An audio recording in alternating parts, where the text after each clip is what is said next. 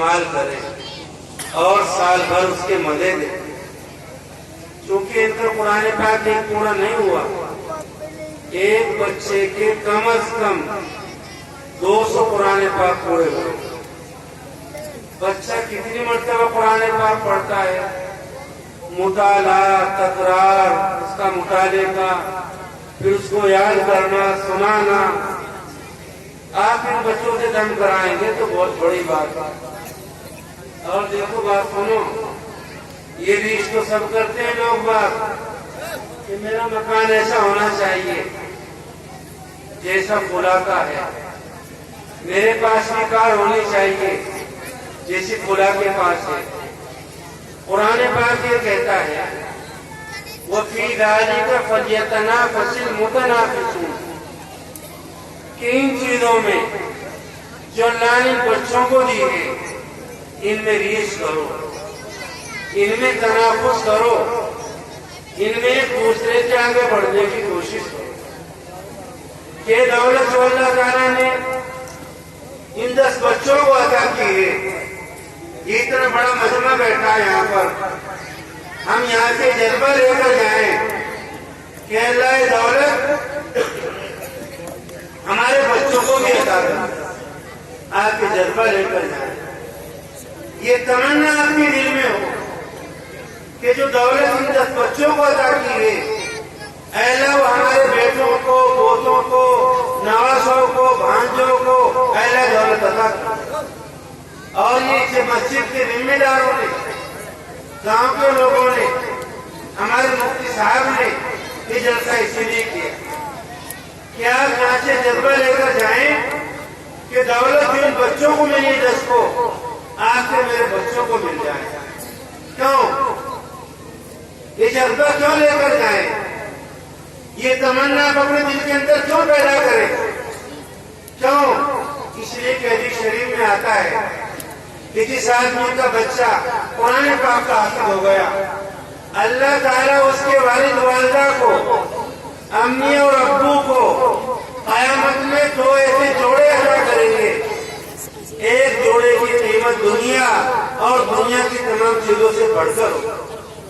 اس لیے تمنا کریں ان بچوں کی برکت سے آپ کے بیٹے ہیں، قیامت کے دن آپ کو ایسے جوڑے ملیں گے کہ دنیا اس کا مقابلہ نہیں کر سکتی۔ اس لیے آپ یہ تمنا پیدا کریں، اور یہ تمنا اس لیے بھی پیدا کریں، حدیث شریف میں آتا ہے کہ جس آدمی کا بچہ قرآن پاک کا حافظ ہو گیا، ابو داؤد شریف کی روایت ہے، وہ عمل بھی، اور اس نے قرآن پاک پر عمل کیا، اللہ تعالیٰ اس کی امی اور ابو کو قیامت میں ایسا تاج عطا کریں گے کہ جس کے سامنے سورج کی روشنی پھیکی پڑے گی۔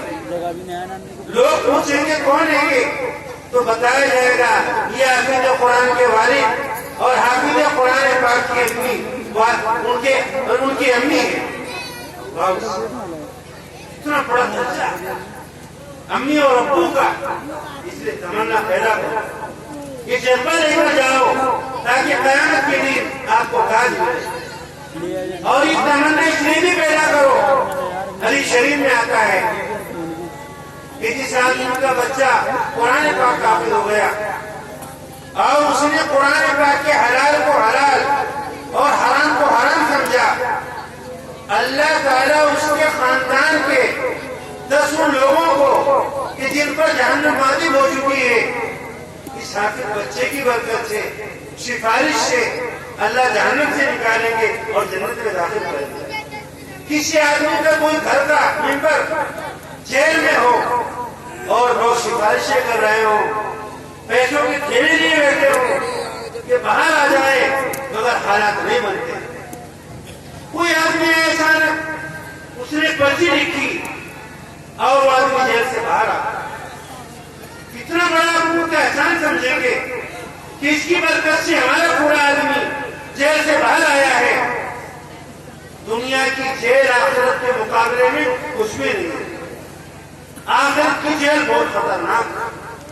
حدیث شریف میں آتا ہے جہنم سے پناہ چاہیا کرو، تو جو حافظ بچے، حافظ بندے خاندان کے 10 لوگوں کو جہنم سے نکالیں گے، ان کا کتنا مسئلہ تمنا یہاں سے لے کر جاؤ، یہ جذبہ لے کر جاؤ کہ ہمارے گھر میں بھی یہ قرآن پاک کی دولت ہے۔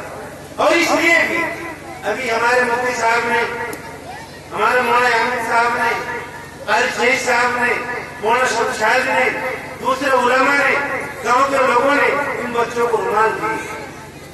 حدیث شریف میں آتا ہے، ترمذی شریف کی روایت، کیا قیامت میں قرآن پاک آئے گا، عورت کہے گا یا اللہ حلدی ہو یا ربی، اے اللہ اس حافظ قرآن کو آراز کر۔ تو اللہ تعالیٰ حافظ قرآن کو کرامت کا تاج ہے، ان بچوں نے پہن رکھا ہے کرامت کا تاج، ان بچوں کو پہن رکھا ہے۔ پھر اللہ کا قرآن کا قرض کرے گا یا ربی زدہ، اے اللہ اس میں اور اضافہ۔ تو ان بچوں کو، ان لوگوں کو جن کے پاس قرآن پاک ہے، کرامت کا لباس پہنا ہے اللہ اس سے، پھر قرآن پاک قرض کرے گا یا اللہ آپ ان سے راضی ہو جاؤ۔ اللہ تعالیٰ فرمائیں گے جاؤ میں ان سے راضی ہو جاؤ۔ پھر اللہ تعالیٰ فرمائیں گے اے میرے بندے قرآن پاک پڑھتا جا، پڑھتا جا، یہ دنیا میں پڑھتا جا۔ ان بچوں نے بھی تقریر، امام صاحب نے اپنی بچی کو کھڑا کیا یہاں پر، میری بچی اشعار پڑھی قرآن پاک کے تعلق سے، اس چھوٹے سے بچے نے پڑھا، اتنی خوشی ان کے ماں باپ کو، ان کے دادا دادی کو، ان بچوں نے قرآن پاک پڑھا علماء کی موجودگی میں، اتنی خوشی ہوئی۔ اللہ تعالیٰ جب بچوں کو قیامت میں کرامت کا تاج عطا کریں گے اور کرامت کا لباس عطا کریں گے اور کہیں گے پڑھتے جاؤ چڑھتے جاؤ، اتنے خوش ہوں گے خاندان کے لوگ، ان کا سر کتنا بلند ہوگا، ان کا سینہ کتنا چوڑا ہوگا۔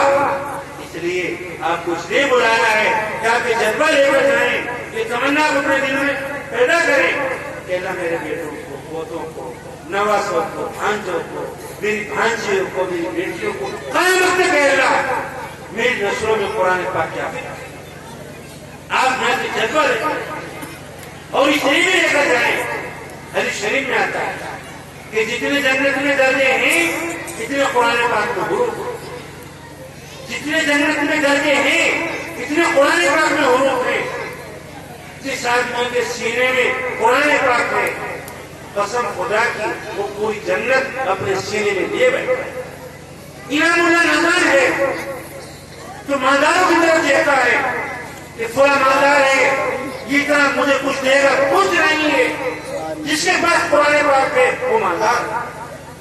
اور حدیث شریف میں آتا ہے، حدیث قدسی ہے کہ جس بندے کو میں نے قرآن پاک دیا اور یہ سوچتا ہے کہ اس سے بہتر دولت کوئی کسی کے پاس ہے، اس نے میرے قرآن پاک کی توہین کی۔ اس لیے آپ کی جذبہ لے کر میں درخواست کرتا ہوں، میں جلسے کی ذمہ داروں کی طرف سے آپ سے درخواست کرتا ہوں، آپ کی جذبہ لے کر جائیں، یہ نیت لے کر جائیں، یہ ارادہ لے کر جائیں، یہ تمنا لے کر جائیں، میرے بچے بھی قرآن پاک ان کے سینے میں قرآن پاک۔ حدیث شریف میں آتا ہے اگر کسی چمڑے میں قرآن پاک کو لپیٹو اور اس کو آگ میں ڈالو تو آپ کی مجال نہیں ہے کہ اس چمڑے کو جلا دے، اس چمڑے کو جلا دے جس میں قرآن پاک، جس سینے میں قرآن پاک ہے جہنم کی آگ اس سینے کو جلا دے۔